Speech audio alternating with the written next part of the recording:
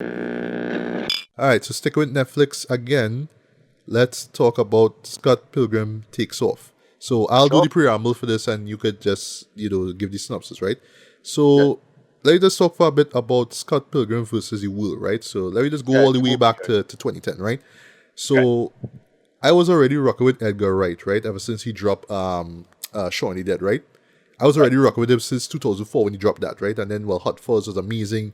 World's Yeah. End, I don't love as much as those first two, but, it's a solid close to the Cornetto trilogy. I actually own that on Blu-ray, right? But anyway, Right. so when, I don't know if it was a trailer or whatever, right? But yeah, when we heard that this movie was coming out, right? Scott Pilgrim versus the World in 2010, I I did my little research. I found out that it's okay. So it's based off of these graphic novels, written by Brian Right. Lee O'Malley, right?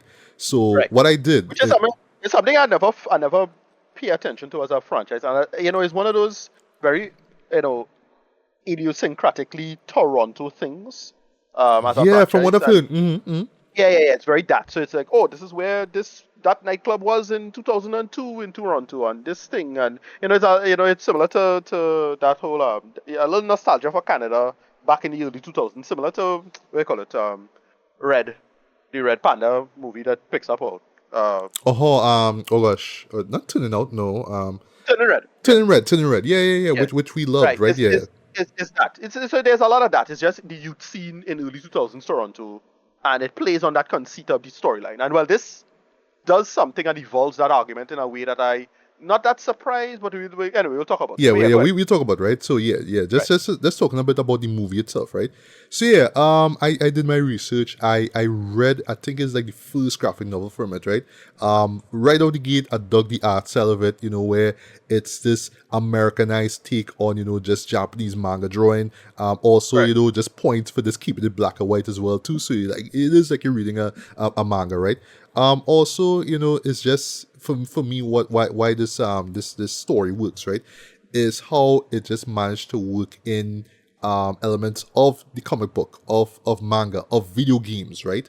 And anime, what I mean? And it just merged it together into this kind of weird, quirky coming of age story with, random fight scenes and boss battles for the sake of, right? It was like that. It was like this nerdy take on, hey, I'm falling in love, but, I don't know what to do, right? How to maintain things, right? So it was like that. But here's the thing though, when the movie dropped itself, I did not see it theatrically. Like to this day, I'm trying to remember if Okay. it did come out theatrically. I guess you'll tell me if It it did, did. right? Right. It did. Oh, it I did. remember seeing it theatrically. Okay, 'Cause so I saw it twice actually. I saw it in Movie Town. oh, And okay, it but was like a big geek crowd kind of thing. So uh, it was like, at the time it was, yeah, it's all comic book movie stuff coming out, and this was like, it's such a meta culture comic book movie, and all of these yes, Canadian overlapping cultural stuff was in it. So that's where it was. And then I had a friend who he's kind of like he's living life halfway, one foot in Canada, one foot in the Trinidad. So oh, he's would. one of those, Hmm. right? Is that? And so I saw it there, and then I saw it in oh God, what do you call it? And this came at the same time as Kick-Ass as well. So around the Yes. same time. Oh, okay. So So it so had do you that see? same. So you saw it in Caribbean cinemas as well? I swear I remember seeing that in Caribbean cinemas. I swear I seen that in Caribbean Okay. cinemas. Whatever. All right. Well, answer me But this it played. question. Answer me this question quickly, right? Because for the life of me, I think this is why I didn't see it. That show only lasts a week, right? It was short. Yeah, I remember. But I remember seeing it twice. I saw it in Movie Tongue and Caribbean cinemas. So I don't know how long Okay. it was last time. All But right. I don't go back and check. But I Yeah. saw it and it was like whatever. Right. But it Well. was the same. It was the same like playing on the same similar conceits with as I said with what they call it with like with Kick-Ass where you're doing these meta commentary about the thing, long before the boys and long Mm, before the show boys or whatever it is. Around the same time the comic came out. But yeah, around that time a lot of comics was doing the whole self-referential commentary stuff about a millennial generation or late Gen X generation aspect of it. I don't know. That's how I feel yeah. about Also, on a side note, I actually read the comics for Kick-Ass before that. Right. watching the movie itself, right? And great translation there, right? So I'll just touch on the translation stuff quick, and then you move forward, right? So what I will say, right? So if I'm not mistaken, I remember that show only lasted a week, and I was so disappointed, right? Okay. So I had to wait for it to come out on cable. I can't remember which station I saw it, but I saw it once, and I thoroughly Right. enjoyed it, right? And of course, hearing that this movie was coming out, right? I recap. Sorry, the series was coming out. I recapped it, right? What I will say, looking back at it now, remember this is a 2010 film, right? Um, it is probably one of the most impressive, adaptations of a comic book Yeah, that remember, exists, yeah, right? yeah. I love At it. the Yeah, same time, and I don't have it as on a high pedestal, right? right. As far as Edgar Wright films go, I still like prefer the Cornetto trilogy, right? But I still really enjoy this film. It's just I'm not in love with it, right? I enjoy it really as a guilty pleasure, right? Um, Yeah, but what I will say the show, what I'll say that movie does so well, right? I think that's why it, you can look back at it and be like, yeah, this actually was so cutting edge, right? Remember in the like in the 2000s, right? When it came to like video game adaptations, a majority of yeah. them kind of suck, right? With Right. with the That's what. Yeah. rare exception of Silent Hill. But then again, I never played the games.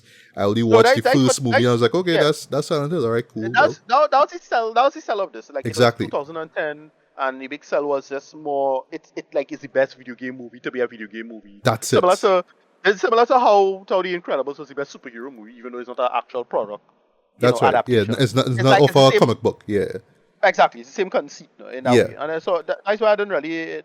That's why I remember it for what it was. It's like, exactly. yeah, it's Yeah, and whatever. and, and Yeah, that to me is why that show works. Because you can look at it like and what I'll just say just right off the gate, right?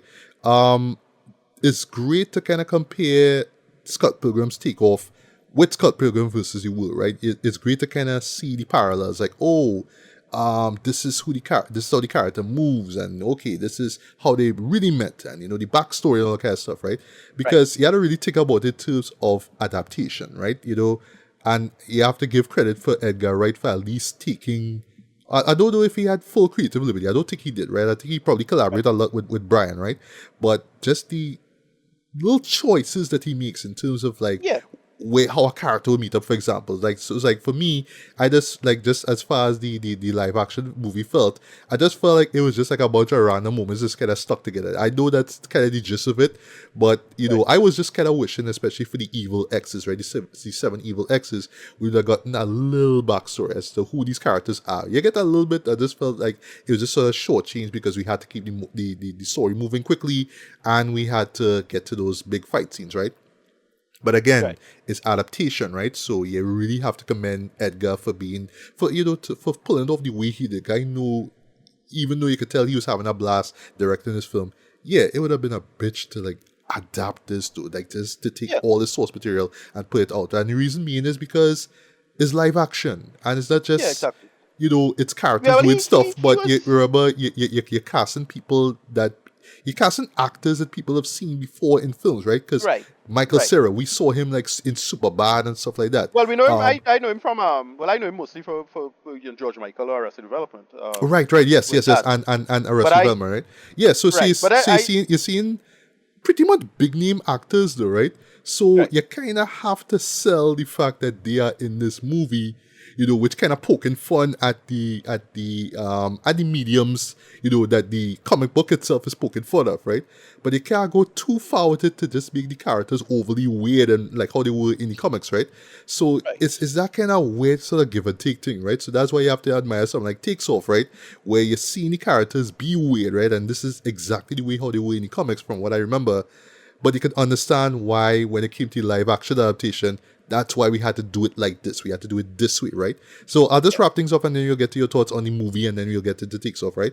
So yeah, as far as an adaptation goes, as a live action adaptation goes, it's one of those shows that you could really study and be like, oh, okay, this is why he changed this. All right, I like this. Okay, all right, maybe you could have done this a little better, but you have to understand why, or at least think about it, why he would make these creative calls. I thought that for the most part, they work, right? But really for me, as I said, Ricardo, the sell is the video game aspect of it too. 'Cause remember, yeah, this is coming off a decade where, yeah, a majority of video games were sucking.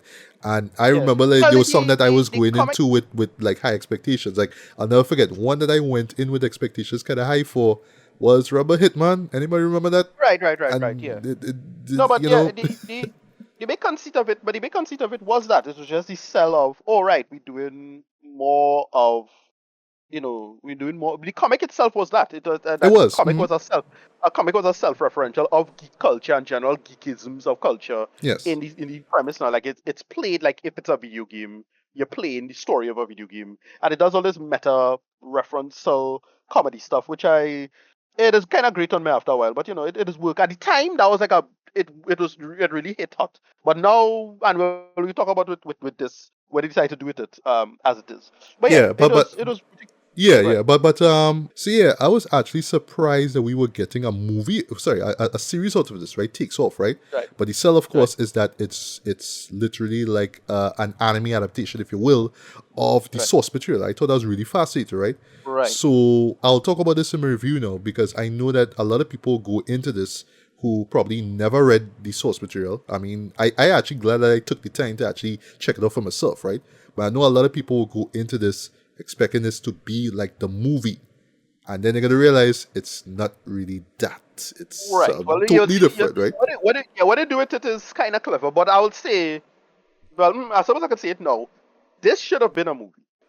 That's all I'll say. I liked it, but I felt this should have been a movie as it was. But whatever, we'll get into Yeah. that. Oh, well, just to touch on that quickly, and then we'll move on, right?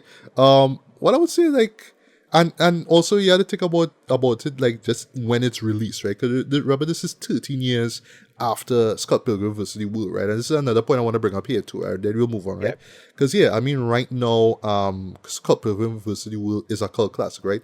And rightfully right, so. You know what? You know me, I'm a huge fan of cult classics, right? So I could let slide the lack of characterization here or there, but I just love how it's just this kitchen, everything but the kitchen sink kind of movie. It's just so yeah, vibrant, so crazy, a lot of standout one-liners. And again, it's just Edgar Wright going to Universal, like, look, I make 3 movies for there. Let me just make this weird ass video game anime right. thing there, you know what I mean? And the rest is history. So yes, its cult status is rightfully deserved though. But again, I feel like a lot of people will go into the show here expecting that, but in serialized form, right? And that's the issue. Right. But yeah, Ricardo, yeah, just your quick thoughts on the movie itself, if you ever read the source material, and yeah, you could jump into Takes Right. So Off. I was never into the source material as it was. Again, I was familiar with it, but it's one of those the early 2000s were this kind of, I don't know what to call it, but I won't say lazy, but it was just kind of straightforward geek reference culture, and that's the joke. Kind of reference humor. Look, it's my generation of humor. And look, I can't consider myself blameless because I just watch Star Trek: The Lower Decks, right? But it's that there's a lot of, hey, you remember Street Fighter? Do you remember blah blah blah? And again, in back in the 2000s, it was that you could get away with that back then, right? Now we fed up with it, and I'm glad that, well, this actual series references this a lot, to be fair.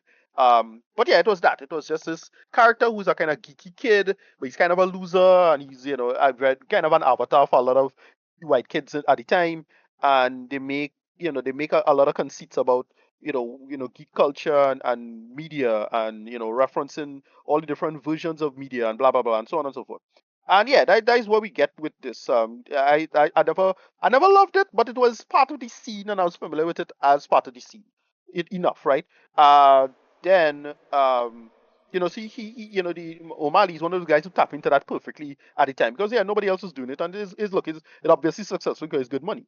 So that's how I always felt about it as it is. But then we get the movie, which I really liked. It mostly because the humor flows very well. It translates very well. It pace itself as a very hyperactive, basically a hyperactive comic book movie, and it works in terms of its pace, and it makes all the references. I thought the casting was next to perfect. They got a lot of good people who goes on to be big stars, but Alison Pill and Brie Larson, and Dude, as I say, Brie Larson, boy, like, I won't lie, I forget she was in that movie, yeah, and yeah, the yeah, Brie character who she Larson. played, Envy, was like, wait, Yeah, that was you? there's a bunch of people, That and then, was well, you? his Wow. yeah, his co-star from Arrested Development. She was in this, and there's a bunch of people. What you call she? I forget the girl who's playing Ramona, the actress. She was big at the time. Right, Mary Elizabeth Winstead, yeah. Right, right. She goes on, right. All of them is a big stars. Chris Yeah, Evans was in she in it. Ahsoka now, right? You know, yeah. Yeah, Chris Evans in it. Both Captain America and Superman. It's a bunch of people. Like, it's Yeah. a bunch of stars as who's who, young Hollywood at the time. So that's And why it comes Kieran together. Culkin as well too. I forget that he was there, Culkin, and right, and what he wants to I become. just love how cynical his character Wallace is. Yeah. Yeah, and I just, again, I only knew him as Macaulay's brother, but now he Hmm. goes on to become a big star in Succession, right? And Yes. so on and so forth, right? And so that is the movie really really works. It comes together quite well. It's very funny. They make the references what it is, and they do a lot of really really funny bits in it. And yeah, then it becomes a cult starter. I remember a video game came out for the Xbox. That's about it. Never followed the franchise since then. I watched a movie a couple times on cable. That's about it. So when I heard this was coming out and I was watching that first episode, I was like, wow, they're just doing over the same thing. What the hell? Why would they do that? But then the end of the first episode ends a lot differently, and then they do something really interesting, and you find out why. And then, well, eventually with episode 7, we get something really fascinating with that. We see it before in geek media and geek cinema, but they Hmm. make a bunch of like great meta upon meta pop culture references because it's using itself as a source material to reference source material and to reference a lot of stuff. And it evolves as no, because here's the thing about this. A lot of this is post kind of mid 2010s culture war, internet culture war stuff, right? This is that all of that was before Gamergate and before, Trump election and this kind of stuff, and how we think about gender and how we talk about all this discourse change over the decade. And now to hear it make commentary about that after the fact kind of works for the most part. I forget which other show did this. A couple other shows kind of did this in terms of evolving its conceit, especially when it comes involving gender and what they do with it. And yeah, that's what we get. And I liked it. Didn't love it because I'm not a Scott Pilgrim fan. But I get what he was going for. I enjoyed for what it was. They make a bunch of, again, great references. They make a Sonic the Hedgehog reference, which I find was so clever when I think about it. Um, Okay, I know you uh, talk about, but I remember the moment, but I wish I knew it because it's I'm it's not a something Sonic fan. involving, basically they're referencing the idea, and they kind of is a self-commentary about itself now, which is they're making a reference of two different versions of the same character being voiced by the same person. That's actually true. Oh, Because okay. Jaleel White, in the 90s, it had two Sonic the Hedgehog cartoons, and Jaleel White, right, Steve Urkel himself, he voiced both, even though it was two different versions of Sonic the Hedgehog. He had a Right. contract.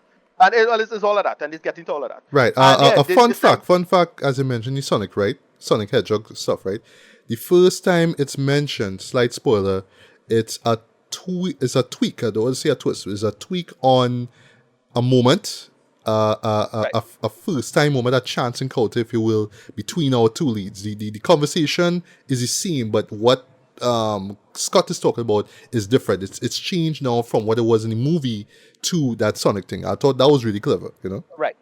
And yeah, and then they get into last conceit involving the just the actual where the meat of the story itself. When that hits, they make that work for what it was, and I thought that was reasonably clever, and I enjoyed that. But why it sticks with me is because of they basically make a reference to Street Fighter. Yeah, because it does that whole the evolution of geek culture and how these people getting older and referencing that, and they do all of that. They make it work for what it was. And yeah, I didn't hate this. Um, but it's like that, and it does the. I wouldn't go as far as saying it does this, but it kind of does the Harley Quinn thing in terms of reframing a lot of characters with new, up to date sensibilities and whatnot, and they make it work for what it is. But because another Scott Pilgrim fan, I couldn't get myself to care. I was watching it and thinking the entire time this should have been a movie. Like it should have been a movie about the conceit, because I don't want to spoil what the big conceit in this is. But they do make a reference to Street Fighter. That's all I'll say.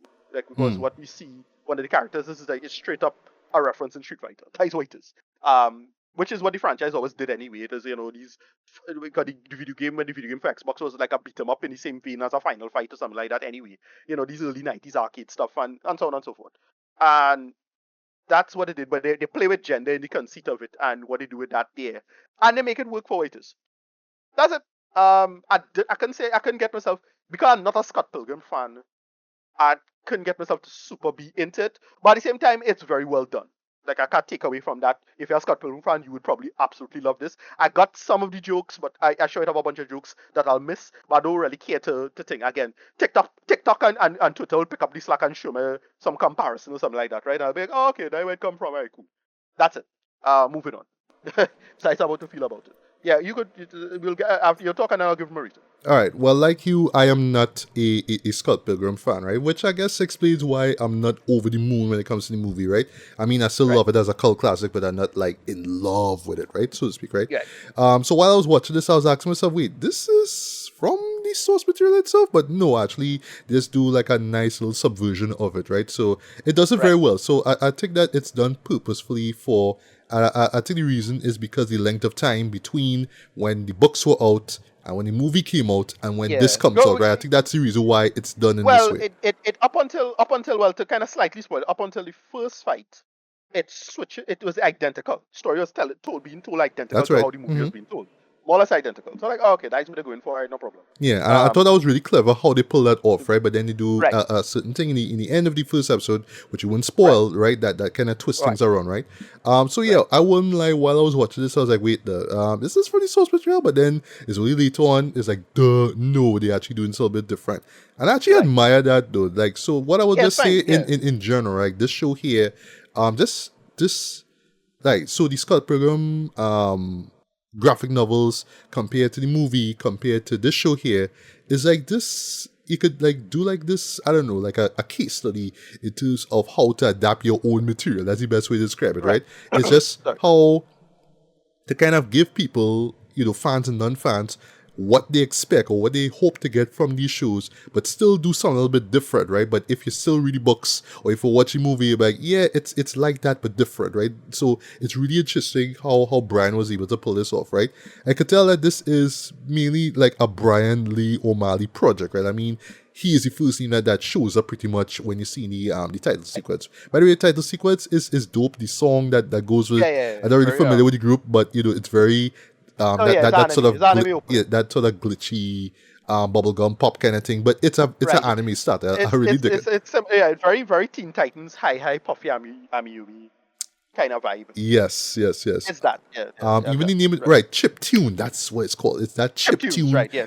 Which was style of very music. popular. Which was very popular around when Spot Colburn came out in That's right. 2010s. Yeah, yeah, Yeah. yeah, right. Also, speaking of that, though, similar to the movie, yeah, you get that indie rock shit there. You know what I mean? Yeah. And it works, right?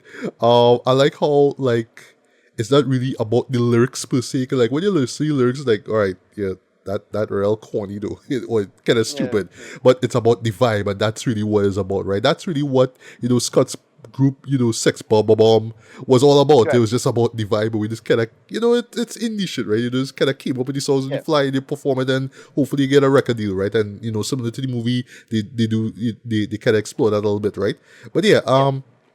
but yeah, you can really do a case study in terms of just how to adapt this material, though, right? So one thing, like what I would praise this show over the movie is the characterization. Yeah, like yes, I mean you got a lot of characterization out of Scott and Ramona Flowers and Wallace and all that kind Right. of stuff. But when it came to the exes, the seven evil exes, I was like, yeah, it's kind of scant though, you know what I mean? But I understand in the movie's case, it's about the actors showing up, being larger than life, and they do the thing and Right. then they just go. That's it, right? You're not supposed to stop to explain every single thing, right? Even though I felt it the worst though with my boy Jason Schwartzman, because like when he Right. shows up, Yeah. it's like, yeah, I know he's the last boss boy, but they can't explain how Well, he roped into all of this. But they did they that rehauled well that in whole this thing. show. In this show, I'll give them that. Yeah, they rehaul the whole thing because the whole point of it, and again, there's a big like a somewhat of an undertone of feminism involved with which. Well, what if you handle it this way instead of that way? Blah blah blah. Yeah, yeah, Right. yeah. So I They really do. play with the I concept. really do like how they rework the story here. I like the characterization that these villains get, right? And they get a lot of screen time, I must say, though, right? And I actually didn't mind that at all. They actually got the same actors from before to show up as well, too.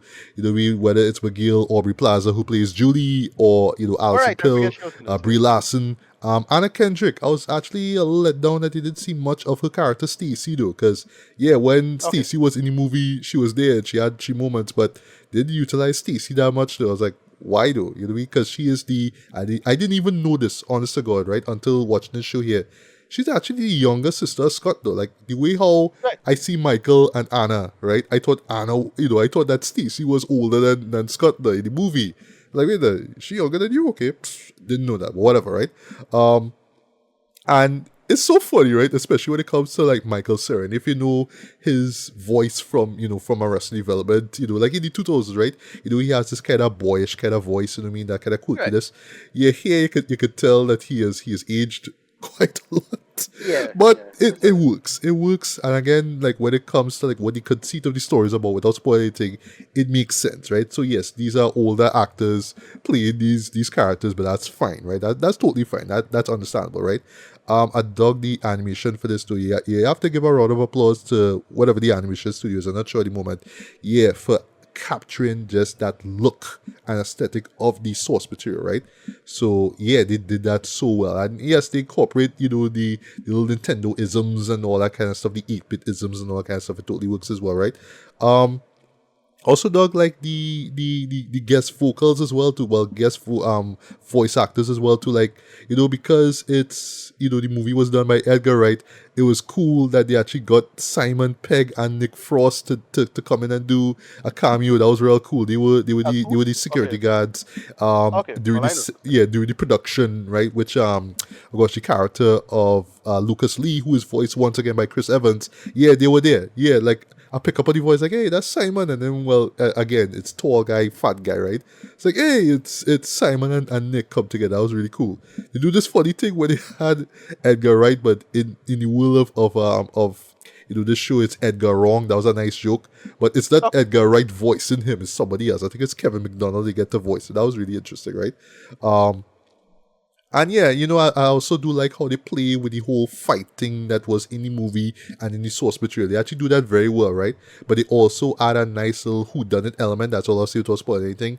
And yeah, it just worked in terms of just the building the world of the show here, the side characters, the villains themselves, but also in particular Ramona Flowers herself, right? Voiced once again Right. by Mary Elizabeth Winstead, right? Because yeah, you kind of get to understand how her breaking up with these individuals in the first place, how it broke their hearts in the first place, right?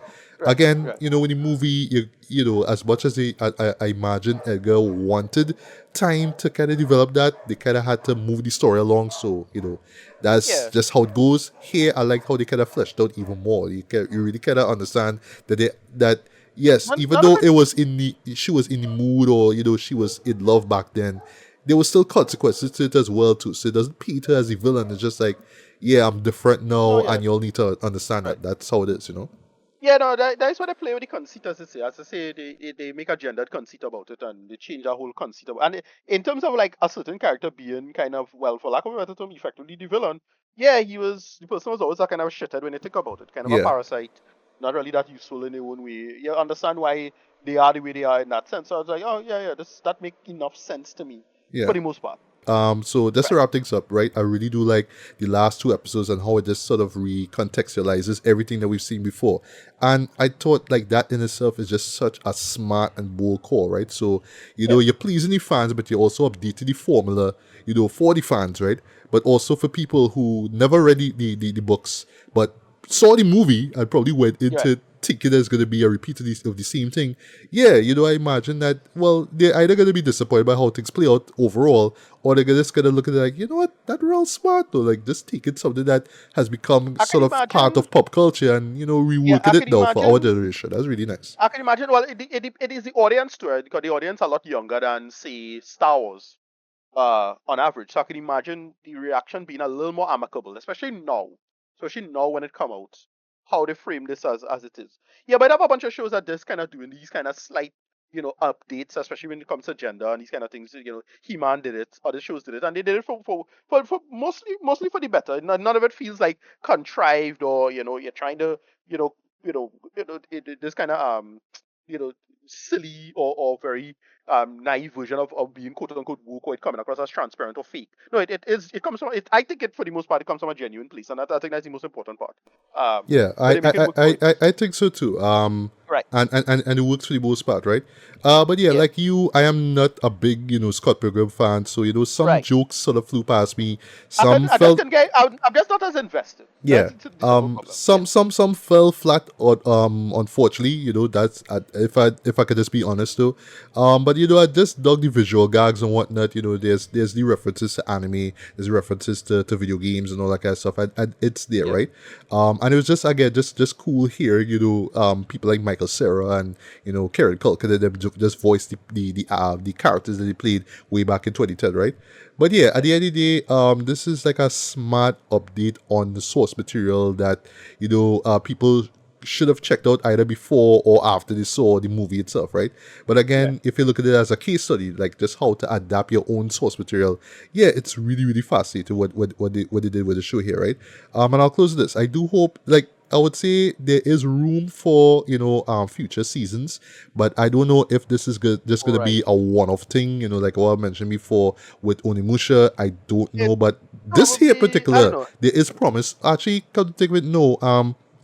Okay, there's a mid-credit scene that pretty much states that we should be getting a second season, but Right. because it's meta, it could just be maybe we'll do it, maybe we won't, Right. maybe it don't matter. The I way, don't know. well, Read the to me, books, to me, it's like yeah, that. to me, to me, the way I was told it, it felt like it could have been it feels like a one-off. But at no point I really got the sense that it was a second season or anything like that. It just totally felt like a one-off to me.